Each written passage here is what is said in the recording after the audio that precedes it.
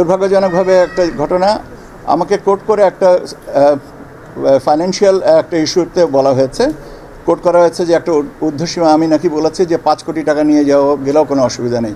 এটা বলার এখতিয়ার অধিকার ক্ষমতা আমার নেই এবং আমি এটা বলিনি। আপনাদের কাছে সর্বসম্মুখে বলছি এটা আমাকে মিসকোট করা হয়েছে। দয়া করে এরকম মিসকোট করবেন না, এটা প্লিজ মিসকোট করেন না।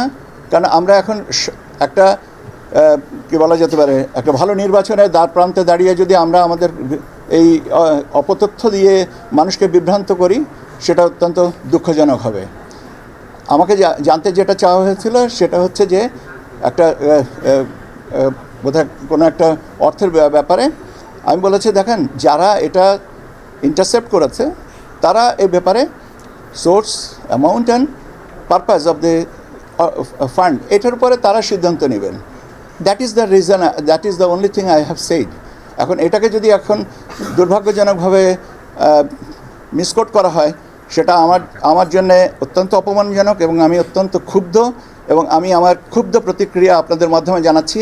এরকম অপতথ্য অনুগ্রহ করে দেওয়া থেকে বিরত থাকবেন। আপনাদের সবাইকে ধন্যবাদ।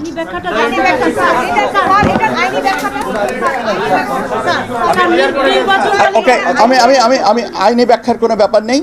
যে আমি আবারও বলছি যে কর্তৃপক্ষ এটাকে ইন্টারসেপ্ট করেছেন বিষয়টা তাদের। আমি কোনো আইনের ব্যাখ্যাটা তো তারা দিবেন যারা ইন্টারসেপ্ট করেছেন, আমি কেন দিব? আমার তো কোনো অধিকার আছে, আমার কি ক্ষমতা আছে? আমি কি বলতে পারি যে এত টাকা পর্যন্ত ঊর্ধ্বসীমা বা এত টাকা নিতে পারবেন বা এত টাকা নিতে পারবেন না? কেন বলবো? আমার who am I to decide the amount upper limit and how do I say it? I do not have any authority. তো আইনের ব্যাখ্যার কী আছে?